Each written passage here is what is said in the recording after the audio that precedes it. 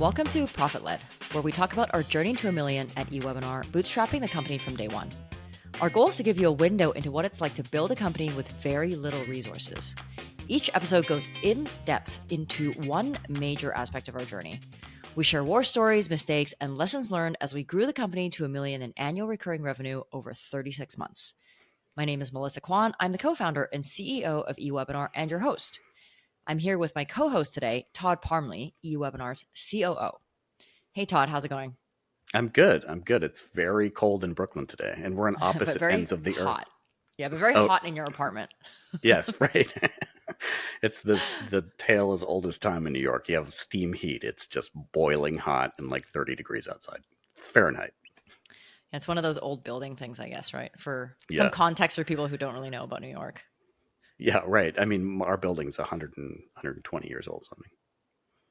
So I used to live in a 5-bedroom, 2-level brownstone in New York, and it had I guess it was a similar system. It was like steam, right? Yeah. And then it would make all sorts of noise, but there was no way to control. Like, even if you turned it off, it was still on. Yeah, and so exactly right. Our room would also be like boiling, but downstairs would be freezing cold because it was like such open space. That's what's happening right now in my apartment. Yeah. Well, in the last episode, we talked about recruiting a top 1% CTO co-founder, the mindset of that person, and what you should look to offer beyond equity to get that person on board, how to keep them engaged and interested so they don't hop on the next opportunity. We also said a lot of nice things about David, and we have yet to get him to listen to that episode. I still think it should be his birthday present. Yeah, when he gets mad, we'll have him listen to that episode. That's a great idea. Which is the next company meeting. Right. So today on episode 6, we're going to talk about how we took eWebinar from idea to product launch. This is actually your specialty. So by title, we refer Todd as our COO, but really he's the jack of all trades operations guy. And he was also the first person that I went to when I decided to start eWebinar to help do competitive research and write the first version of our website. So Todd, let's start from the beginning. When I came to you to help me on eWebinar, you weren't super convinced yet, but you wanted to help because we were friends. I think you were curious, but not totally convinced on this being like a viable business. I wanted you to help me write the website, which is really hard to do when you have no product and no customers. And so you offered first to do some competitive research, which would have been important to come up with that, first set of content. Yeah. So can you share the process you went through to do that research? What were you looking for? And, how did you decide which companies to include in that comparison? Yeah. So it's funny. I don't know that I didn't I just didn't quite get the idea. I understood it in principle, but I couldn't really grasp the idea of an automated webinar and how that would be better. I had the same kind of prejudices that our customers often come to us with, which is how could it be better than live? How is this different from a video? All of those questions. And so, when I was asked to do the content for the website and also this competitive research, I remember, by the way, I went back and I looked at the document. I was like, what was this research? And it was, and I started on April 18th, 2019, and the doc is dated April 22nd. So it was literally like the first thing I did. Yeah. So we incorporated the company, I think first week of March. Yeah. Oh yeah. This is and we met in March to first talk about this.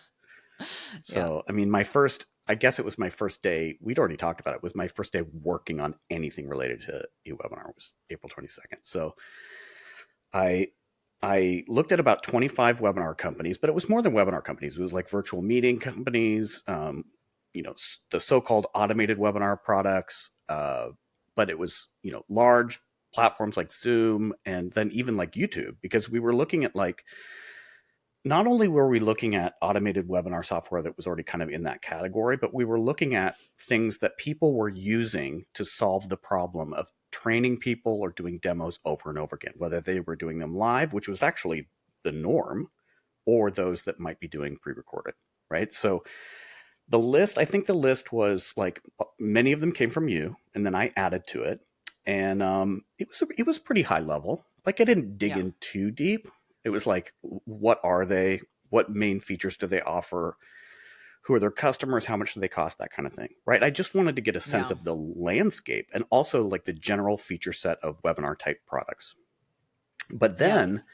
yeah, and so then I kind of dove into the uh, automated software, automated webinar software products a little bit more. So that was like signing up for the trial, right? Actually using the product a little bit, because not only was I trying to validate the idea, I was trying to understand the idea. Like I was trying to get it. I was trying to have like the moment where I was like, okay, I understand why eWebinar is going to be so much better than what's already out there, right? So I did actually use those products to experience what they were like, and that was sort of the scope of the research that I did. Yeah.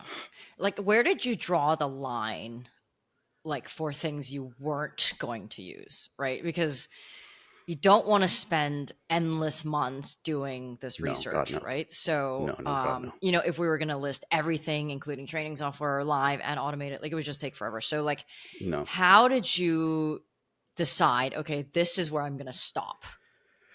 I mean, it was not a scientific process by any means. It was like, we don't need to know. I mean, because at the end of the day, these products are all pretty similar, right? They're Yeah. not like so when you look at, Zoom and, Big Marker and Livestorm or whatever you're looking at, there's a certain, you stop learning things after a minute because that group of products are so similar. Yeah. So it was sort of like until it had diminishing returns, which was quick, Yeah. right? So, and I only looked at a few, like I only really looked at YouTube as a straight up streaming platform. There was no need to look at Vimeo too or anything like that. It was just like, for people who are just putting videos on YouTube to solve this problem, what are they doing? Right. So, Yeah. in my experience, you actually don't need to do too much research before you stop learning. And the second Yeah. you stop learning, you stop researching. And what were some of the things that you wrote down? Right. So now you're like, okay, these are the companies I'm going to research. Like, you looked at the Yeah. document. So, like, what were some of the things you took note of so that you could come back to it later? What were the things that I took note of? Honestly, I really quickly moved on to the automated category, right? Yeah. Because I was really trying to understand. So I focused on those, and there's very few that Yeah. like hybrid platforms or whatever you want to call them, those that support both live webinars and pre-recorded webinars. First of all, pre-recorded is barely, it's not even automated. It's just like Zoom, right? You do a live Yeah. webinar, it will record it, and then you can share the recording after. And that's their automated so-called webinar feature, right? It's just a video. So in terms of understanding where our place would be in the marketplace, it didn't make sense to spend much time looking at those products. So I looked at, the usual suspects of automated platforms out there, and quickly learned that one of the biggest surprises is that they were super scammy. Yeah. Like they were built to trick people into thinking that a webinar was live when it wasn't. And not only that, they were built to emulate a live webinar. Like Yeah. they didn't even stop to think like, wait, if this is an automated experience, right? And we're not trying to hide that it's live or that it's pre-recorded, how can Yeah. you actually take advantage of those? They hadn't even thought of that. They hadn't even opened up that question. So that was Yeah. kind of a surprise. Yeah. What was going through your mind, though, when you were going through, like, learning about all this stuff? Like, outside of, like, okay, this is scammy, right? Were you also trying to convince yourself, this is the company I Yeah. want to continue working with? Like, how did that mindset change from, like, our first conversation, to after this report?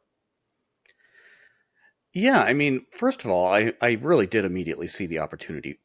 First of all, because the options out there were so crappy. So even if you were going to build a better mousetrap, that was something, right? That was something. I also had like I kind of got it, right? I was like, oh, I understand what an automated webinar is. I understand what its value is. And once I understood sort of the base concept, then all the ideas that you had that were kind of your vision to make it better, suddenly I could also envision those and think, oh wow, this is a significantly better experience. Like this is a leap. So you know that's when I started to get excited about the idea.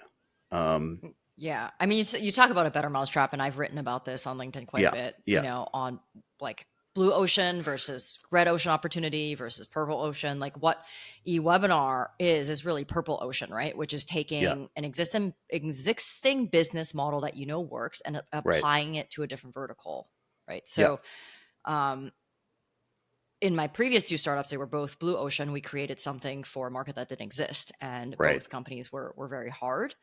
Um, long sales cycles, stuff like that. yeah, But with eWebinar, like I made sure that I was not going to choose another blue ocean opportunity. So, mm-hmm, and I really felt how much easier it was, like while we were doing this research.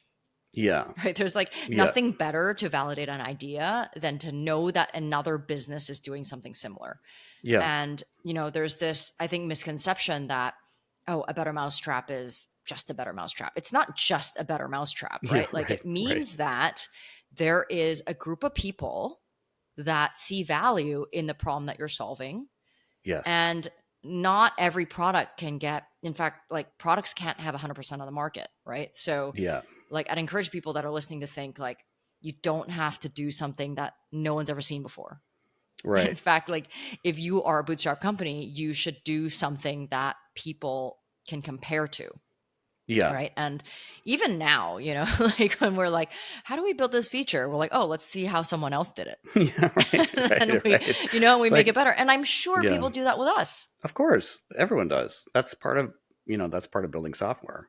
I think too that the idea of building a better mousetrap sort of implies that you're just making little tweaks, right? You're just going to Yeah. change something here and change something there. When really what you're saying is like, no, this is a different mousetrap. It's better, but it is a different mousetrap. Yeah. And You've I was that different mouse, right? Because I lived this problem for 5 years and I right, tried everything out there because I genuinely wanted to solve that problem of doing yeah, right, live webinars over and over again because I was doing that for my last startup. And the fact that I didn't find something made me realize there was this gap that someone needed to fill. yeah, yeah, And like the moment I asked myself, okay, how would I feel if someone else did it after thinking about it for 5 years? I right, immediately registered the company. Like I right, couldn't right, right, stand the right. thought that like someone else Could would solve have this. solved this the way Yeah. that I wanted to. I know we're kind of getting a bit off track Off track. here. Well, just let Yeah, me add one more comment about like I can't remember when we started using this term, but like the Netflix of webinars, yeah, that really was like, oh, of course. Like, why is this webinar thing still like in a kind of sanctum? Like, it's sacrosanct. It has to be live. Meanwhile, yeah. everything else we're looking at is Like in streaming our on demand. life, Yeah, right? Like, everything. And yeah. so it's like, why not translate that to the webinar space? So that was another big moment was like, of I course mean, this needs to be done. I would think like really just in if you look at all communication, there are Yeah. so few things that are live now. I think like Yes. calling your mom and live webinars are like the only two things that are live, right? Like Right. we text our family and friends all day long because we're so busy we can't hop on the phone. We Yeah. see a phone call, we end it and we say, "Can you just text me? I'm Right. busy," but I'm like pretending to be busy, right? Like Loom was created to be asynchronous communication to cut down Yeah. meetings, right? Like, Yeah. people record videos, to each other, whether it's Yeah. on Slack or on their phone, right? To communicate something asynchronously. But it's just Yeah, and it's that just so weird that like live webinars, people feel like yeah, and I must do this live or else, like no one's right. gonna think I'm authentic. It's so weird. And no, It like is there's no weird. TV that's like outside of like New Year's countdown and like games, right? Like Right, sports. right. It has to be a very special event, like a live concert or something like that to merit like the importance of watching it live. But Yeah. one more thing I'll add and then we can move on. But just like the idea of an asynchronous event was also very exciting to me because video is captured time. So people can experience the same event at a Yeah. thousand different times by watching the same video. So then Yeah. how do you create other elements that you add on to that timeline that make Yeah. it so that so that it's a full event, right? It's not just watching a video. So that idea was also super exciting to me. And guess who's doing that? TikTok, Instagram, Yeah. Facebook, right? Like Yeah. you're watching those video events and Yes. seeing comments and reactions come up, and you know that it's synced to the time in the video, and Yeah. you know someone watched it yesterday, even a month ago, but you're totally fine with that, right? Yeah. Like, Or it's comments on just so weird. SoundCloud, right? It's like comments on SoundCloud. It's like the same thing. It's Yeah, happening it's a shared asynchronously, but experience. everyone's Yeah, yes. it's a shared experience It on the video or music timeline yeah. that is asynchronous. It just hasn't, I guess, been transferred to business. I guess that's how Yeah. I was trying to Yes. explain it Yes. before you actually looked at any of these products. Right. Because it was more than just bringing it to webinars. It was bringing it to the business world. So anyway, Yeah. Yeah. I mean, I guess that's the blue ocean thing, right? Like, yes. that like we Yes, wanted that to sell is. it to like That is. small, medium-sized businesses, maybe large businesses, but start, somewhere. Yes. So the next step, I guess, was we took this research and Yeah. we used it, or we wanted to use it to spec our version 1. Right. Right. So at this point, we still hadn't really thought about, what was our product going to be. Right. And I kind of thought about it, so I knew in my head, when we were first started to brainstorm ideas on eWebinar, what I wanted it to look like. But I didn't even know actually that you were a product manager. Like I think I just kind of lucked out on that No, that one. that was we didn't know that. You didn't know that about me. No, I just like knew you worked at Corcoran and then you worked at some other startups and that you did stuff. Yeah, right. Yeah. The thing I knew though was that you signed off on my contract that when I was selling Yes, you I my did last do startup. that. So that's how we met. But because you were thinking about the product in a more technical and organized manner, Right. and I just wanted features that I thought were important. And the thing is, like by that time in my last startup, I had tried everything under the sun to help me deliver these demos and trainings on autopilot. So I knew the solutions that were out there. I knew the limitations. Right. And I knew that I only wanted 3 specific things. And I communicated those to you. And I was like, can you just make this into something? So the first was I wanted it to be beautiful and professional.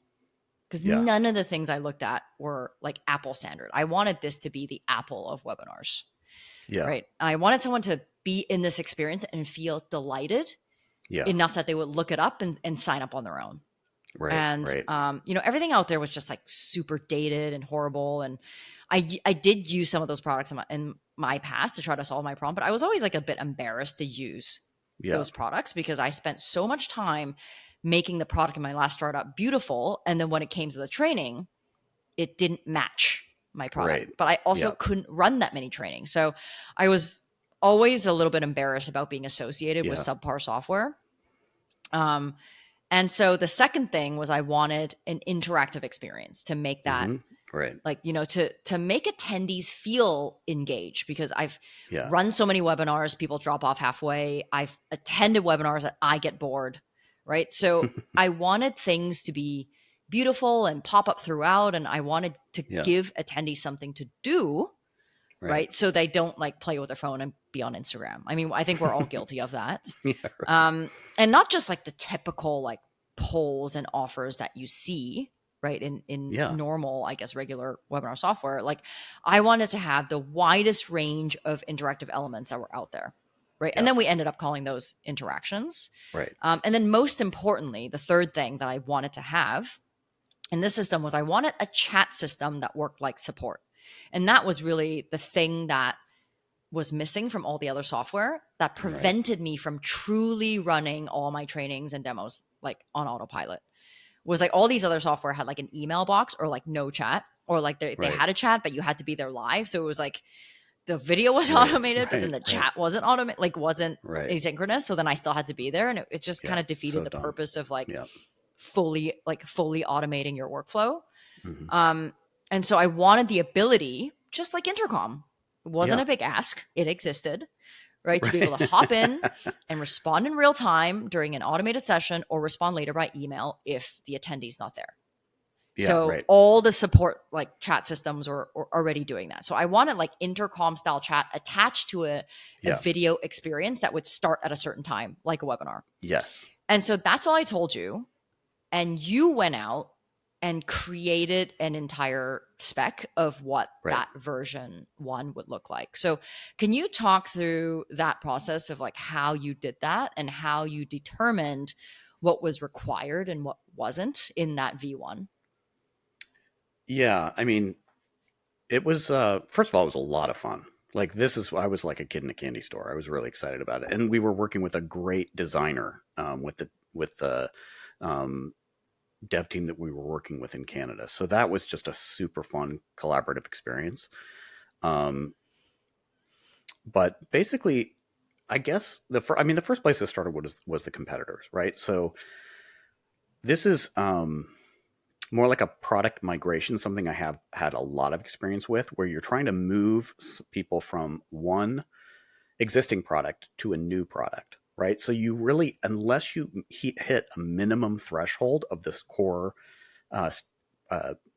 features that they need in order to make the switch, then they can't switch. So if we wanted to make money from day one, we needed to have kind of this minimum number of features that would make that possible, right? So it's very, very different mindset than building a product from scratch, right? Or with that's like completely new, right? So a lot of time was spent just documenting features, right? Documenting features in existing products and lining them up against each other. And it became really clear what were the quote unquote standard features, right? You had things like all of them have reminder and follow-up emails. All of them have some type of landing page. All of them have some type of analytics, whether it's very, very basic or whatever. There's like, so you end up with those kind of standard features. And then, and just to give, and by the way, standard features doesn't mean that you don't innovate on them, right? Because it's really obvious to see, and it was really obvious to see where some of these standard features were ridiculously outdated. Like just to give one, just to give one example, it's like this was the standard for almost all landing pages. Is that you would fill out like a form with everything you wanted to appear on the page, but you couldn't actually see what the page would look like. In a lot of cases, you actually had to finish the entire webinar creation process and publish the webinar before you could even see what your landing page looked like. So it was like there were already obvious ways in which we could innovate on the standard features, right? So that was that. And then the next thing was, okay, you as a subject matter expert who's lived this problem for so long, who has a vision of how to make it better, then you look at those, right? And you say, okay, here's the list of those features, the core ones you listed, right? But what are the actual implications of implementing them? What will they actually look like? And you kind of combine those things together. And, it's like this big ass backlog. It's giant, right? It's intimidating. Yeah. And I know that there are product managers and engineers out there who are cringing right now because this sounds like the waterfall approach. But that is the reality of a product migration, right? I don't know if that's the right term for it. It's always what I called it. It's like you're moving to it. You're getting people to migrate from one product to another product. And that means you have to be able to launch with a fully functioning piece of software with all the features that people kind of quote unquote expect to be there. Yeah. So that, that was kind of like the broad process. And that sounds like I said, a lot of people are like, oh my God, that's horrible. You're going to make so many mistakes. Like you have no idea what you're doing. You're going to build this. But what's the other way of like the right way of doing it? Why would someone listen to this and be like, oh, that's... you Well, know? because I think there's like this sort of like this incredibly intense dogmatic doctrine about product development now that has to do with you just build it in the minimum viable product. And it's like, well, yeah, but this is not that. Like, we couldn't just launch with like a webinar room. We couldn't. No Yeah. one would pay us for that. So Yeah. you have to take a different approach. And there is risk with that. But there's also an advantage.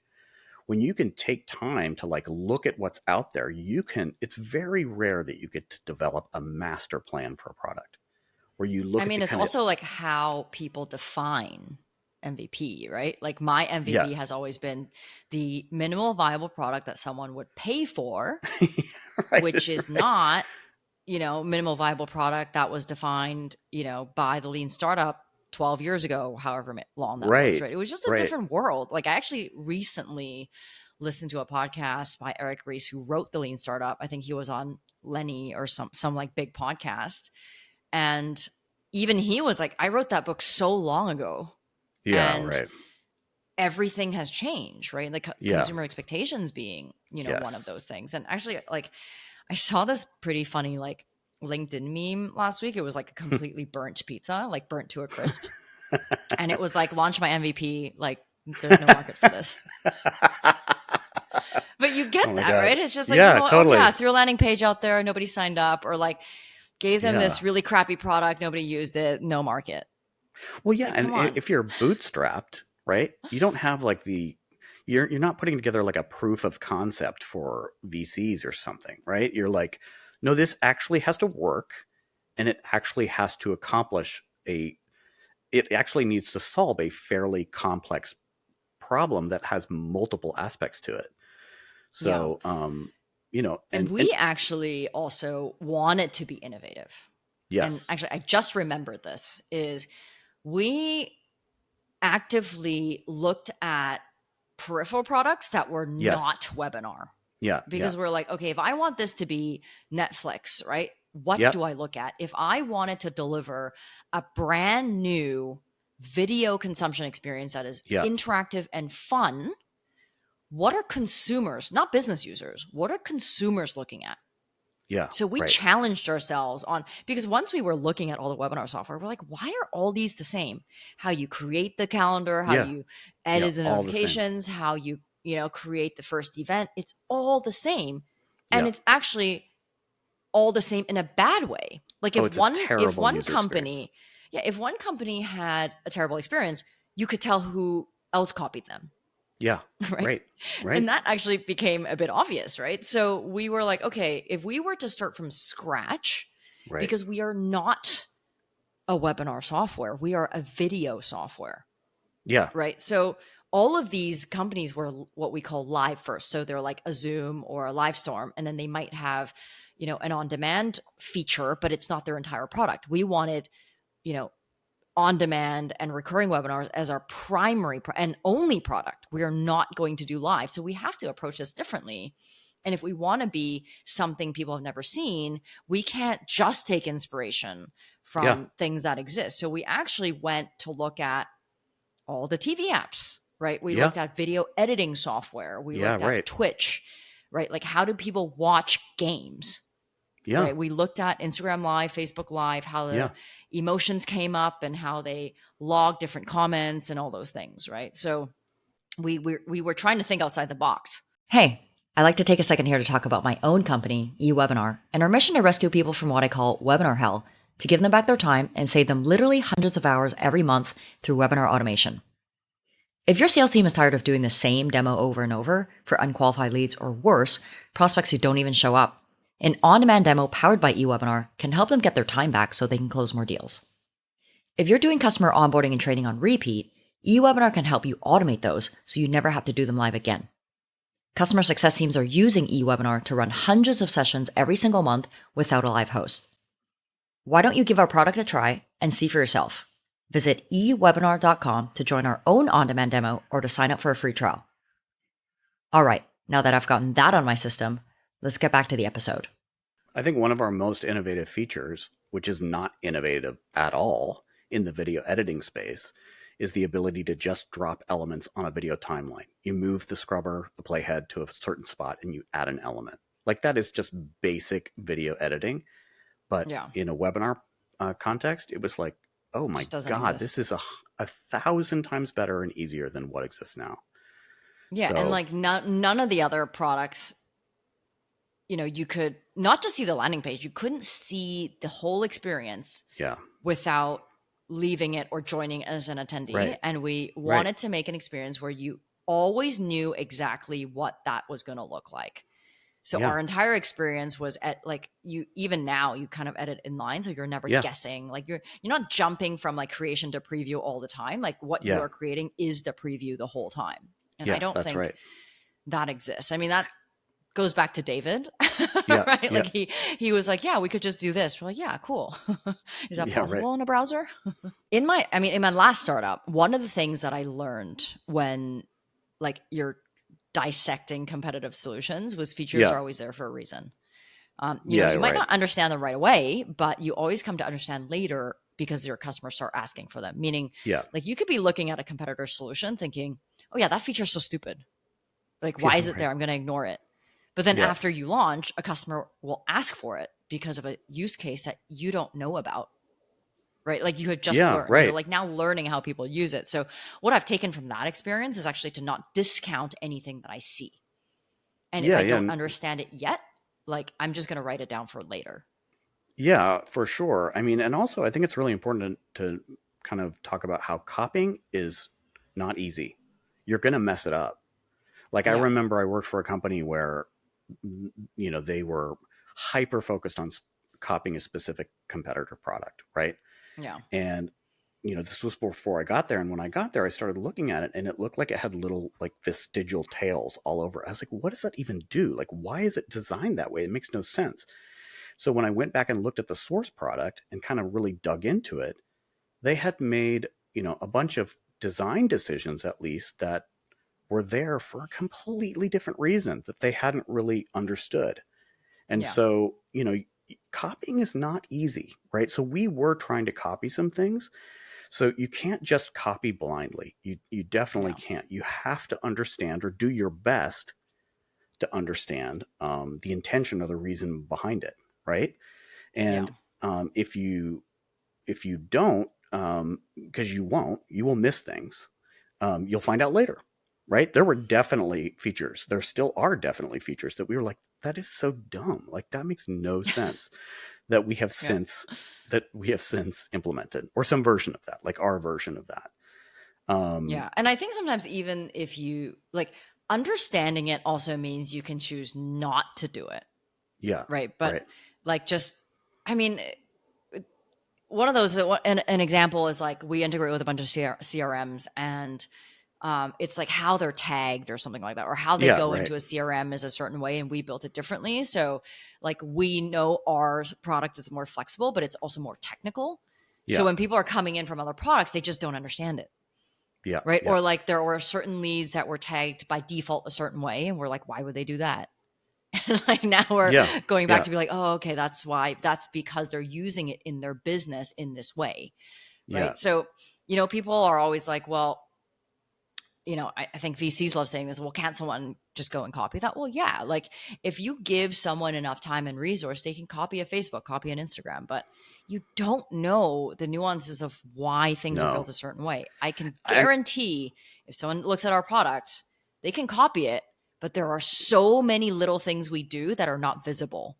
That just so makes the many. software so much more user friendly that they're never going to be able to copy. I mean, I actually think that's one of our biggest competitive advantages now, is that like we think so deeply about the idea of like a pre-recorded asynchronous event or whatever you want to call it in the webinar space. And that is just baked into our product. It's baked into like the DNA of the product. And so you can go look at our features and sure, there's tons that you can copy, but A, you're going to miss the intention of a lot of features, and B, you're just not thinking about the product in the same way. You're just not, Yeah. because you're copying. So it's just very hard. I Yeah. kind of want to go back for a minute because we never really finished answering the question, like, how did we end up with our first backlog? which Yeah. was, because I just want to mention this one thing, which was, okay, we put together this, I mentioned we put together this big list, but then I don't know if you remember this. Of course you do. We met in this, like, you were visiting New York with David. You were in some like fancy new development building in West Chelsea, I think. And Yeah. we, Yeah. we I met rented in it from the, another nomad. yeah. That's right. That's right. I remember that. And we met in the lobby, and with this beautiful big lobby, and we did basically what's called a card sorting exercise, which is basically we go through and we say, this one is in and this one is out. But but there was still a really long list, right? Yeah. So, I mean, we but that, prioritized them, I think, with like, I don't know if it was like a 1 to 5 or like there was some sort of priority system that was like yeah, must exactly. have, Yeah, nice to have. And we just worked off of that. In fact, yeah. some of those things are still sitting in the wish list. Yeah, they're still in Some of our those things, backlog, right? yeah, some of those things that we thought were version one important are Yeah, actually after 4 years still in our backlog. So it's completely yeah, normal. I yeah, mean, do you remember like we tried our best, like even after that first exercise to keep the yeah. product small and it was just like taking forever to Oh my build god.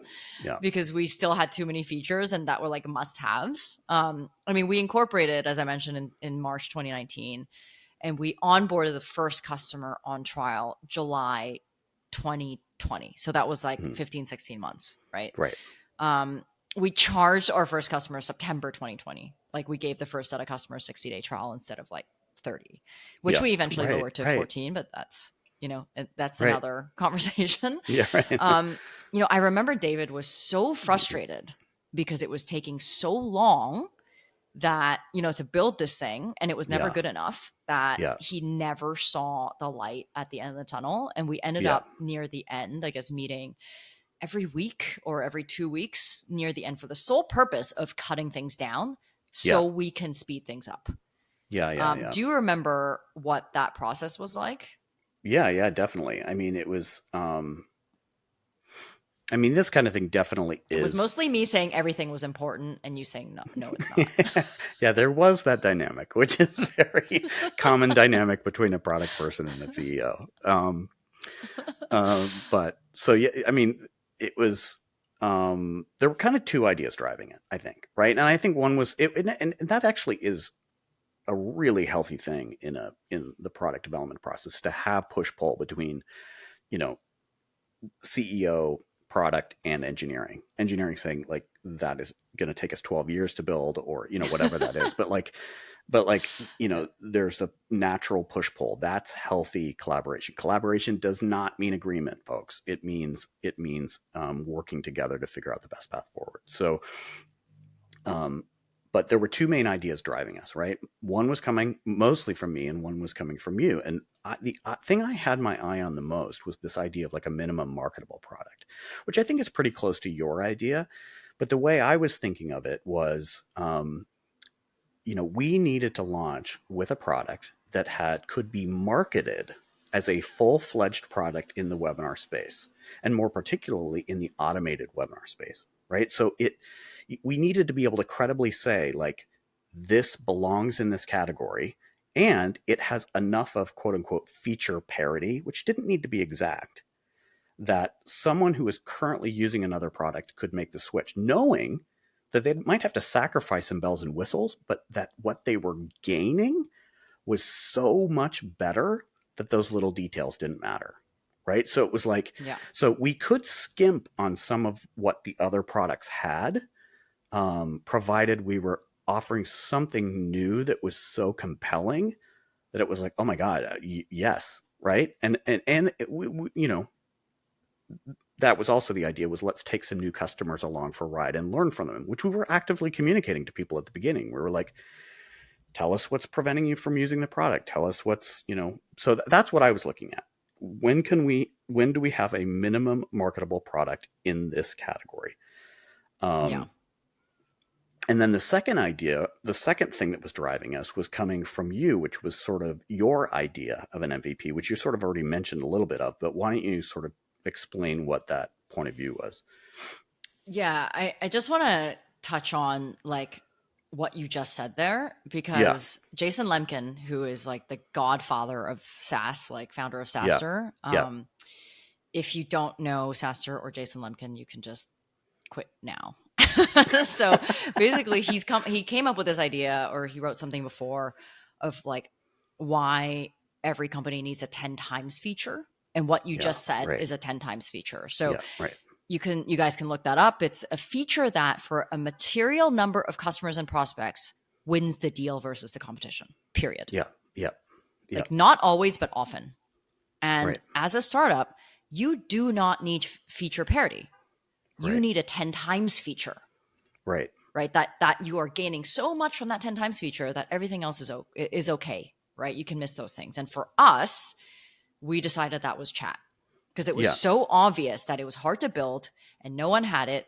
And that was something that, people would immediately be able to understand that, oh, this is like, they would not be able to try our product and something else and be like, oh, that one has a chat, but it's not good. They don't even have it.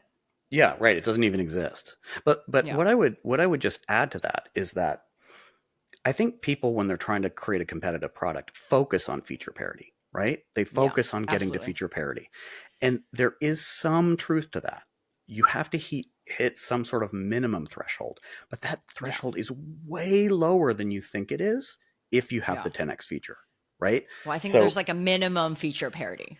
Yeah, minimum feature parity, right? And that's where your minimum viable product is in the minimum feature parity. But is there something else? If you only have minimum feature parity, is there something else that's going to compel people to say, I want that over this? Well, you have to have it. Why else would someone come over? Because the other product's better than you. It's been in the market for 10 more years than you. Yes, right. Exactly. Of course they're gonna be better than you. Right. And I think chasing feature parity, especially coming out with that first version, is very dangerous. Yeah. Right. Because you are not serving the same customer. No. And you don't know why those features are there. Yeah. That's the danger. You're building all this stuff, like the past company you were talking about. You're building all this stuff, wasting all this time, delaying your time to market, but you don't know why it's there. And now you've got this bloated thing that, makes it kind of confusing, right? So come back to what my idea of an MVP is. It's always been, it's always been very clear to me, because I'm in sales, that an MVP is the minimal viable product that someone would pay for. Yes. Right. They don't say they will pay for it. They will pay for it. They are putting their credit card in. Right. And and a lot of my friends would be like, oh, I've got customers. I'm like, are they paying you? Right. If it's not a customer, if they're not paying you. Right. Like everybody, like especially your friends, will tell you your idea is amazing, your product's amazing. The moment you ask them to pay $10 for it, they'll tell you everything that's wrong with it. Yeah. And why they will not pay for it. Right. So, it's so hard to go from free to paid. I've tried to do that in the past with my previous companies. Like we're talking like beta and like alpha products, right? The reason why like I was so adamant about not having a free product or freemium or, beta, or to let people see it, was because I know that when you put a person who's supposed to critique a product in front of something, that's all they're going to do.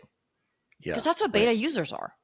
Right? Your first users, I'm going to test this on you and, secretly I'm going to convert you. Like that's just not going to happen. It's so hard, right? It's a peanut gallery, right? Yeah. So it was so important because we're bootstrapped. Yes. Like I'm spending my own money. So I need to generate revenue from day one, right? And actually David was super frustrated about that because he was like, why can't we put this out? We have the website, we have the product, get people to try it. And the thing is, I have sold enterprise for 10 years up to that point. I know what companies are not going to pay for. They're not going to pay for something they can't use right away. That doesn't create value right away. Absolutely. So I want to say that we probably spent an extra 6 months just putting in like the last 10%. And really pushing the team to deliver on what I thought someone would pay for, because I'm going out to sell it. Right. So I can't close the deal if I won't even pay for it. And I was actually at that point still working for Spacio. Right. You were. Yeah, that's right. Yeah. So Spacio was going to be the first, like HomeSpotter who bought my company was going to be the first customer. Yeah. Right. Yeah. So if I was to, sorry, go ahead. No, I was going to say, I just remember that. I remember it was a huge learning experience for me too, because, I've always thought that a good product manager needs to think like an entrepreneur and connect features to revenue, but I'd never really thought about it in the sense of a feature that you can sell, right? Yeah. Like like you're literally sitting in front of someone and talking to them and you're trying to convince them why they should switch. What are you going to point to? And that was a great, so between my ideas of what we were trying to get to and between your ideas of what we're trying to get to, we became really laser focused at the end. It's like we had Yeah. these little litmus tests. It was like, does it pass the test or does it not pass the test? And if it didn't pass the test, we cut it from scope. And it still Yeah. took us that extra 6 months, but we dumped a lot. We, in spite of the fact that it took us longer, we got rid of a lot too. So, I think Yeah. we got really good at the end. The I closer mean, the and thing closer is, we I could. was going to put this in front of HomeSpotter customers. Yeah, right, right. Like, I can't screw it up. Yeah, This thing has exactly. to work, right? Like, it can't Yeah, look bad. Like, we're representing a brand that yes, I'm right. still a part of, right? Because Yep. I got permission from my CEO to work on this company. And you're right. Like, when I heard you say, okay, I want to, my MVP is something that I can market. Well, you can market something Yeah, that doesn't sell, yeah, right, right? right, The right, number one like job for a CEO is to make sure you never run out of money, right, right? right. The Yeah, only right. way to do that is to make sure you make money.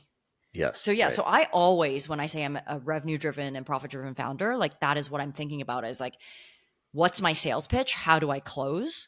Yeah, Right? What are the features that are like, if you have this, you are going to, get X amount of value. hmm. And if you partner with me, I'm not going to let you down because this is a solid piece of software that works. Yeah, right. Right. And also I was going to sell this to my customers that I still Yeah, had, right? Like real estate brokerages and also some of my real estate tech buddies. And I have a reputation to keep up because Spacio was also a piece of software that was beautiful, worked really well. People were impressed with it. So I had that reputation I wanted to upkeep. So if I yeah, gave them a janky piece of software to train their customers and team, right? So yeah, it's not going to make me look good. So my MVP was something like the minimal product that someone will start paying for from day one. And I yeah. really thought about it as like, would I pay for it? And by Yes. doing that, we actually converted over 85% of the first batch of trial users. So I Yeah, think from July and all the way to September 2020, all I was doing ironically was calls, right? Like live yeah, calls, live demos, talking to yeah, people, getting them onboarded, and we'll talk about that in the later episodes. And we'll also dive into how we got our first customers and when we talk about founder led sales. But yeah, that's you know that was how, like, having my MVP yeah, is actually how we got, probably I would say, like the first year's worth of customers. yeah, right. Yeah. And, I also think it's really telling that it took us, like, so you did all those live calls, right? So you were learning what sold the product, right? What store, Yeah. you were learning what worked and what didn't in the context of a sales demo. And then, but very quickly, we started using our own product to demo our own product, which was like this revolutionary idea in the webinar space. It was like, Yeah. you go to Yeah. any webinar software home website and you either have to book a demo or you watch a video, and it's like, wait a Yeah. minute, especially in the automated space, it's like, huh, it makes no sense. So I think it's really telling that we were able to use our own product to accomplish what we had set out to accomplish, because we were able to do that very, very quickly. So Yeah. I mean, that's probably a good place to wrap up. Yeah. Yeah, I think so. We're gonna definitely Yep. dive into what happened after launching the Yes, product there's in definitely the later more to the episode. story. Yeah, there's a lot more to that story. Yeah, for sure. So just to, again, summarize what we talked about today, we talked about the idea, primarily the process that I went to sort of validate the idea of what eWebinar in the current sort of competitive landscape. What we went through, the process of speccing out V1 of the product, and then how we trimmed and cut that big backlog down to size to get us to launch? And then finally, how did we decide we were ready for launch, right? When were we ready to put this out into the world so that people would actually pay for it from day one? So that's sort of a summary of everything we talked about today. So with all that in mind, what is your hot take for today? Yeah. So my hot take is bootstrap companies have no Right. choice but to generate revenue from day one. Right. Yes. Right. So it's very, very hard to go from free to paid. So just remember that. Like, that's my advice. I'm sure, every business is very different, whether you're B2B or B2C is also different. But I'm only B2B, and I sell to other companies and Right. I've only built business products. So that's my experience. Just remember that, right? As you're speccing and thinking about what you're launching with, and you don't always get a second chance at selling. Yeah. That was the other thing I was thinking about, is like, I can't talk to these companies 3 times. No. Right? Like, I have one chance to talk to them, and they're going to come on or not. So really think about the product that you can actually go and sell from day one, and try to make it as small as possible, but also know that sometimes you have to make hard decisions as to like what to cut. Yeah. Right. I mean, my hot take is just a little bit of a kind of variation on that, which is just thinking about it more because this is something you do at the very ground level where the rubber meets the road. You are literally sorting what features you're going to do and not do. And so to have very clear ideas of what qualifies a feature as staying or going before your launch is will help you stay laser focused. Like, you won't get kind of distracted by shiny object syndrome, right? And be like, oh wow, but this would be cool, but is it going to make money? Is it going to actually convince someone? And by the way, that doesn't mean it can't, like, can you, and also just to your point, can you sell it? Because will it help the story? That could qualify a feature also. It's just that it helps bolster your story of what you're doing. So that's sort of my hot take. Do it literally on a day-to-day basis as you're deciding what to do and not do. Yeah. And there's something that just came to mind that I forgot to mention, is like the way that we apply MVP to a product is the same way we apply this philosophy to our website, our branding, our experience. It's not just build a feature that works really well. Like, we spent 4 months designing the website, the brand, like every single icon, right? Like, and every single page. We had like 50 or 60 pages of the app before we even had the first line of code. Right? We probably spent like $50,000-$60,000 just on that. Yeah. So, like, I remember wanting, like, I told you and David, like, it was so important for someone to look at this company and feel like it's grown up. Yeah. Right. The only thing we have, like, our storefront is the website. Yes. So how do we make people feel like we're a MailChimp, but we don't have any customers? Yeah. Right. Right. Right. It's like I equate it to like renovating, like, or a restaurant. Yeah. Without any customers, or like, people, if it's a beautiful restaurant with a nice vibe, nice lighting, people are going to at least try it. Yeah. And that's what we wanted people to do, was at least listen to me and try it. It's funny, when I was thinking, so the MVP is not just a software thing. It's also like a branding and, website and all that stuff. Yeah, for sure. And messaging, all of it. Yeah, I agree 100%. So if there are particular topics that you want us to get into this season, please let me know by connecting with me on LinkedIn. Or if you have any feedback about this podcast, I'd love to hear from you. My name is Melissa Kwan. My last name is spelled Kwan. And if what we've talked about today resonates with you, subscribe to ProfitLed on your favorite podcast app to get notified of new episodes, and join our mailing list by going to profitled.fm. I promise to only share things you'll actually care about. Thanks for listening to this episode.